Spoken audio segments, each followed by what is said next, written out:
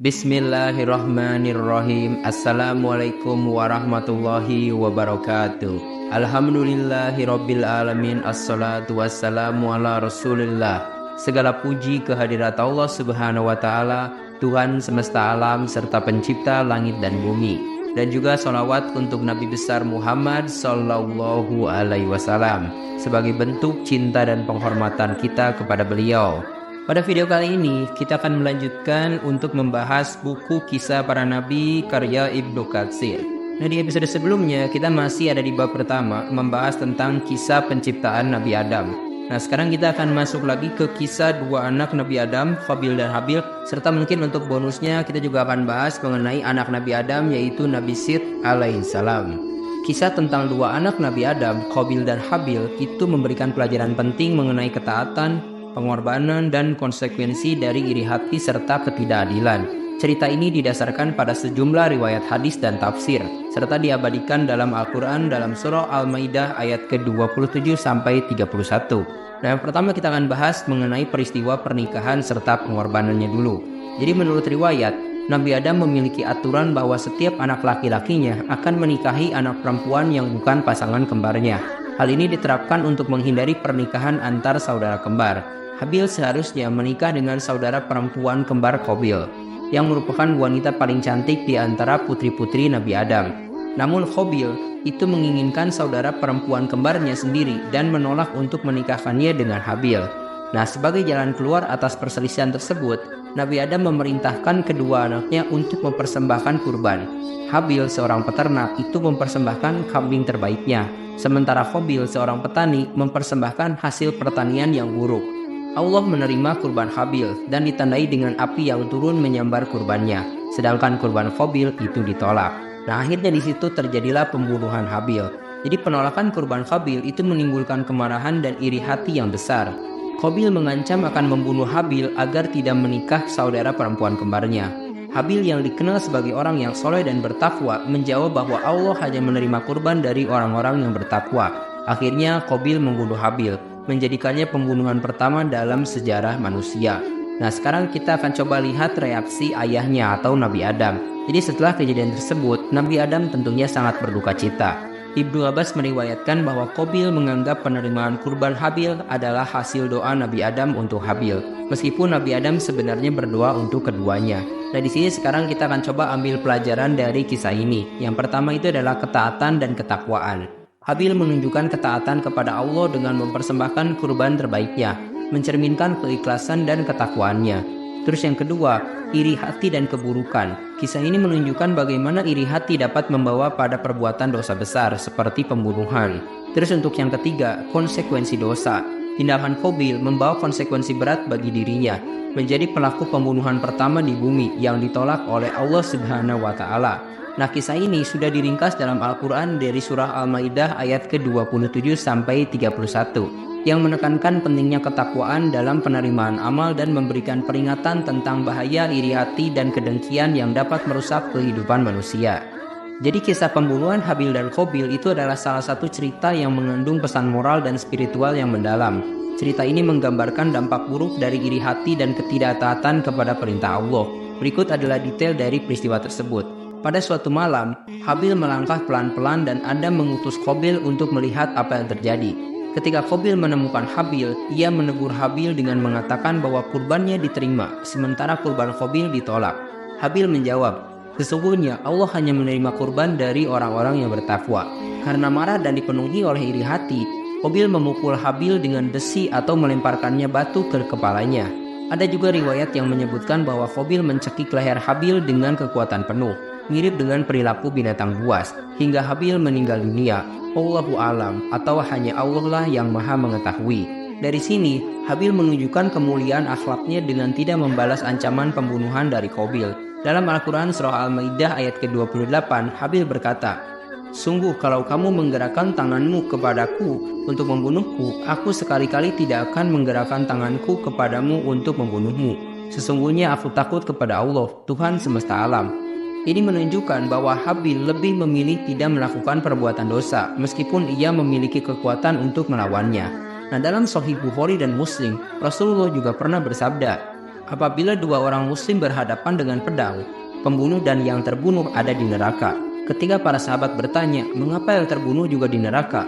Rasulullah menjawab, sesungguhnya ia ingin membunuh kawannya juga. Hadis riwayat Bukhari dan Muslim. Dalam surah Al-Maidah ayat ke-29, Habil berkata, sesungguhnya aku ingin agar kamu kembali dengan membawa dosa membunuhku dan dosamu sendiri.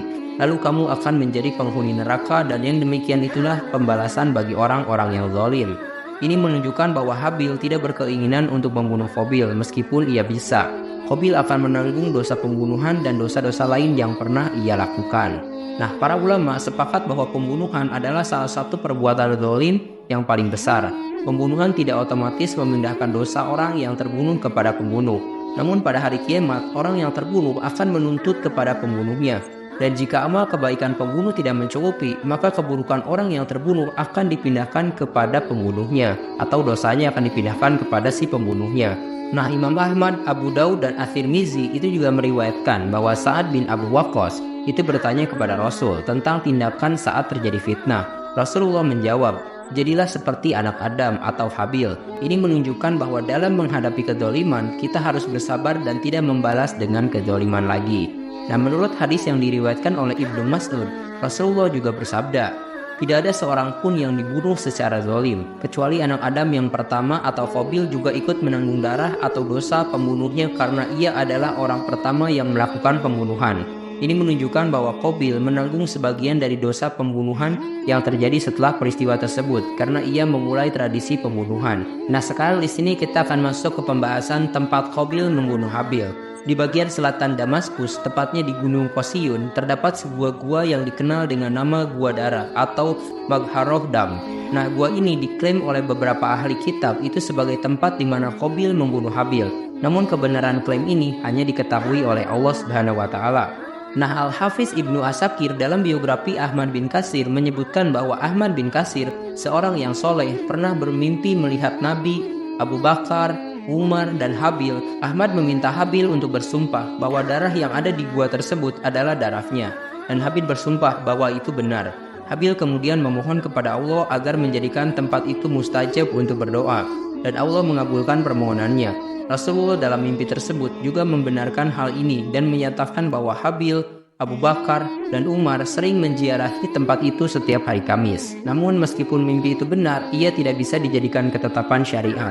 Wallahu a'lam. Sekali lagi hanya Allah yang Maha mengetahui. Nah, sekarang kita akan coba masuk kepada pembahasan mengenai firman Allah mengenai penguburan Habil. Nah, dalam Al-Quran surah Al-Maidah ayat ke-31, Allah Subhanahu wa taala berfirman, kemudian Allah menyuruh seekor burung gagak menggali-gali di tanah untuk memperlihatkan kepadanya atau Qabil bagaimana seharusnya menguburkan mayat saudaranya. Qabil berkata, duhai celaka aku, mengapa aku tidak mampu berbuat seperti burung gagak ini, lalu aku dapat menguburkan mayat saudaraku ini? Jadilah ia atau Qabil seorang di antara orang-orang yang menyesal. Jadi setelah membunuh Habil, Qabil memanggul jenazah saudaranya itu di atas punggungnya. Ada yang mengatakan bahwa ia memanggulnya selama 1 tahun, sementara riwayat lain menyebutkan 100 tahun. Ia terus menggendong jenazah saudaranya sampai akhirnya Allah mengutus 2 burung gagak. Salah satu burung gagak itu membunuh burung gagak lainnya, lalu menggali tanah dan mengubur bangkai temannya. Melihat hal itu, Qabil berkata, duhai celaka aku, mengapa aku tidak mampu berbuat seperti burung gagak ini, lalu aku dapat menguburkan mayat saudaraku ini? Qabil kemudian melakukan apa yang dilakukan oleh burung gagak. Ia menggali tanah dan menguburkan jenazah Habil. Nah, sekarang kita akan langsung aja membahas mengenai lahirnya Nabi Syeds alaihissalam. Di dalam kitab Taurat disebutkan bahwa setelah kematian Habil, Adam dan Hawa mendapatkan seorang putra bernama Syeds. Nah, Syeds itu dilahirkan ketika Adam berusia 130 tahun. Setelah kelahiran Nabi Syeds alaihissalam, Nabi Adam menjalani hidupnya selama 800 tahun lagi, sehingga total usia Nabi Adam itu mencapai 930 tahun. Di sini kita akan coba rangkumkan garis keturunan yang tercatat dalam kitab Taurat. Untuk yang pertama, Nabi Syeds itu dikaruniai putra bernama Anwasi ketika berusia 165 tahun dan hidup selama 807 tahun setelah itu. Terus Amwashi itu memiliki anak bernama Kinan ketika berusia 90 tahun dan hidup selama 815 tahun setelahnya. Terus Kinan memiliki anak bernama Mihlail pada usia 70 tahun dan hidup selama 840 tahun. Terus Mihlail itu memiliki anak lagi bernama Yurod ketika dia berusia 65 tahun dan hidup selama 800 tahun setelahnya.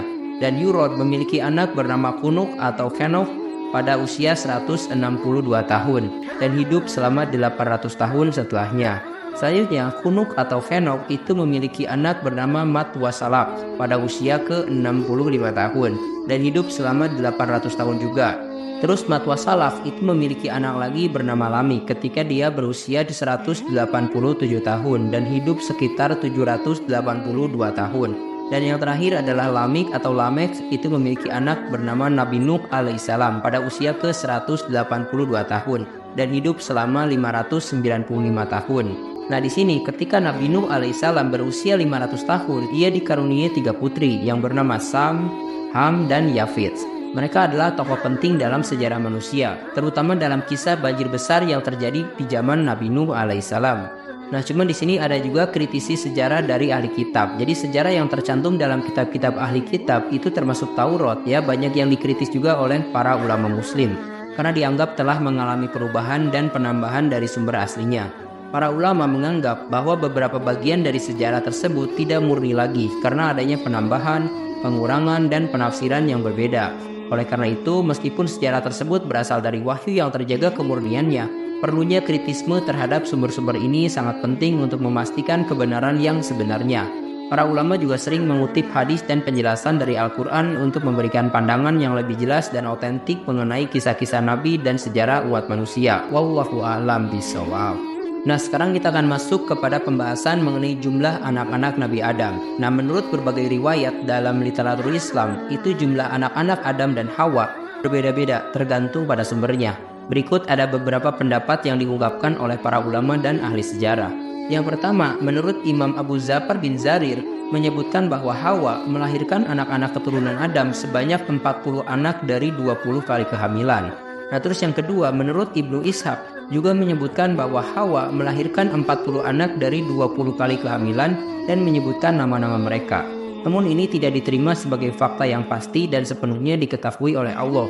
Terus untuk pendapat lain juga beberapa sumber menyatakan bahwa Hawa mengandung sebanyak 120 kali. Setiap kali melahirkan anak kembar, satu laki-laki, satu juga perempuan. Putra pertama disebut Qabil dan kemudian kembaran perempuannya bernama Iklimah. Nabi Adam alaihissalam itu hidup cukup lama untuk melihat keturunannya berkembang biak. Para ahli sejarah menyebutkan bahwa Nabi Adam tidak wafat sebelum menyaksikan anak-anak dan cucu-cucunya yang jumlahnya mencapai 400.000 jiwa. Terdapat juga dalam hadis Imam Ahmad yang menyebutkan, ketika Hawa mengandung, iblis mengelilinginya. Sama sekali tidak ada anak. Hawa yang bertahan hidup, iblis pun berkata, berilah ia nama Abdul Harits. Selanjutnya Hawa memberi nama anaknya Abdul Harits. Ia tetap bertahan hidup. Hal yang demikian ini merupakan wahyu dan perintah dari setan. Hadis riwayat Ahmad dan Tirmizi. Hadis ini memiliki sanad yang dipertanyakan dan dianggap berasal dari kisah Israiliyat, serta tidak diterima sebagai hadis yang sahih dalam Islam. Beberapa riwayat mengenai anak-anak Adam itu dianggap berasal dari kisah Israiliyat yang diadopsi dari tradisi Yahudi dan Kristen. Oleh karena itu, keabsahannya seringkali dipertanyakan oleh ulama muslim.